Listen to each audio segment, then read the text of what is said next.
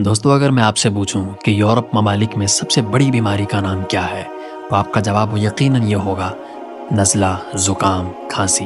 لیکن ایسا کچھ نہیں ہے۔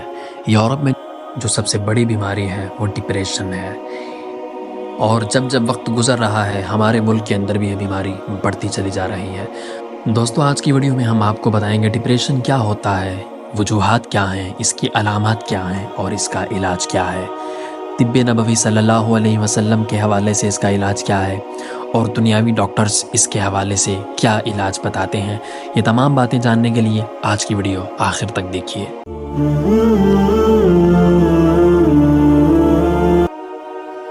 دوستو اگر آپ مجھ سے پوچھیں گے ڈپریشن کیا ہوتا ہے، ڈپریشن اسے کہتے ہیں۔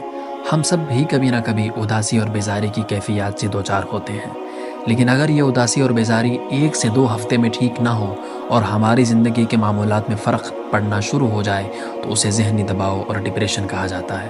دوستو اگر ہم غور کریں کہ ڈپریشن کی وجوہات کیا ہوتی ہیں تو ان میں سر فہرست وجہ یہ ہے: بعض دفعہ کچھ معاملات زندگی جو تکلیف دہ واقعات پر مشتمل ہوتے ہیں، مثلاً کسی قریبی عزیز کا انتقال کر جانا، طلاق ہو جانا، نوکری وغیرہ ختم ہو جانے کے کچھ عرصے بعد اداسی یا مایوسی رہنا، جسمانی بیماریاں، کینسر، دل کی بیماریاں، یہ ایسی تکلیف جو لمبے عرصے سے چل رہی ہو جیسے جوڑوں یا سانس کی بیماری۔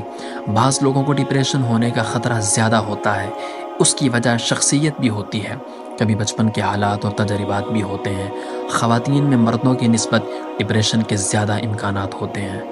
اگر ہم ڈپریشن کی علامات کے اعتبار سے غور کریں، ضروری نہیں کہ ہر مریض میں یہ تمام علامات موجود ہوں، لیکن اگر کسی مریض میں ان میں سے کوئی بھی کم از کم 4 علامات پائی جاتی ہوں تو وہ ڈپریشن کا شکار ہے۔ نمبر 1، اداس اور افسردہ رہنا۔ نمبر 2، جن چیزوں میں پہلے دلچسپی ہو ان میں دل نہ لگنا۔ نمبر 3، جسمانی تھکاوٹ اور کمزوری محسوس کرنا۔ نمبر 4، روزمرہ کے کاموں میں توجہ نہ دے پانا۔ نمبر 5، اپنے آپ کو دوسروں سے کمتر سمجھنا یا خود اعتمادی کا کم ہو جانا۔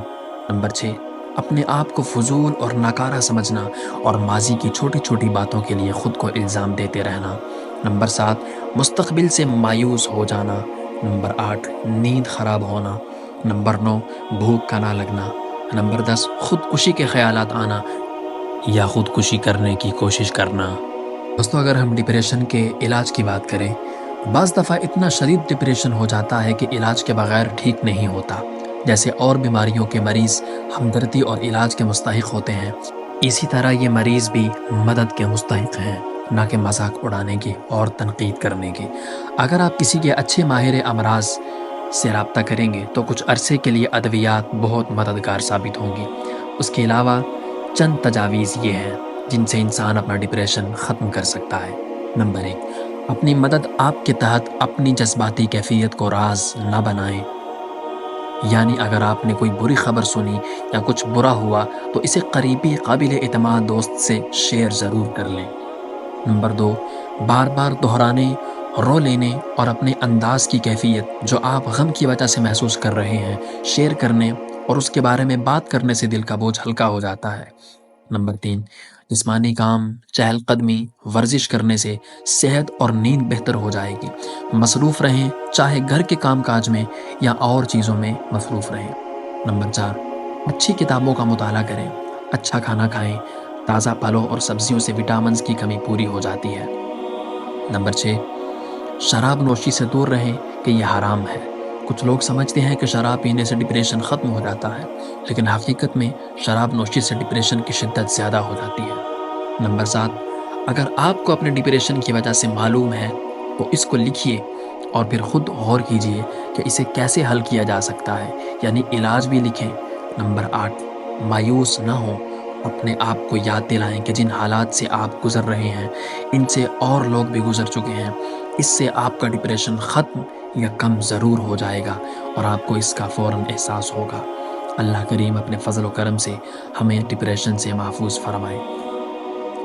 دوستو آئیے دیکھتے ہیں کہ ہمارا اسلام ڈپریشن سے بچنے کے لیے ہمیں کیا حکم دیتا ہے۔ دوستو نماز فجر کی پہلی 2 سنتیں اور نماز ظہر کی بعد والی 2 سنتیں، اسی طرح نماز مغرب کے بعد والی 2 سنتیں، اسی طرح نماز عشاء والی بعد والی 2 سنتیں، ان کی 2 رکعات کے اندر ٹوٹل 6 صورتیں اس طرح پڑھیے کہ پہلی 3 صورتیں ایک رکعت میں، جیسا کہ پہلی رکعت میں سورۃ الکافرون، سورۃ النصر اور سورۃ اللہب کی تلاوت کیجیے، اور دوسری رکعت میں سورۃ الاخلاص جسے ہم قل هو اللہ کہتے ہیں، اور قل اعوذ برب الفلق اور قل اعوذ برب الناس کی تلاوت کیجیے۔ اللہ نے چاہا تو اس سے بھی ڈپریشن کا مرض ختم ہو جائے گا۔ اللہ تعالیٰ ہمیں ڈپریشن جیسے مرض سے محفوظ فرمائے اور ہمیں تمام امراض قلب اور امراض دنیا سے محفوظ فرمائے، آمین۔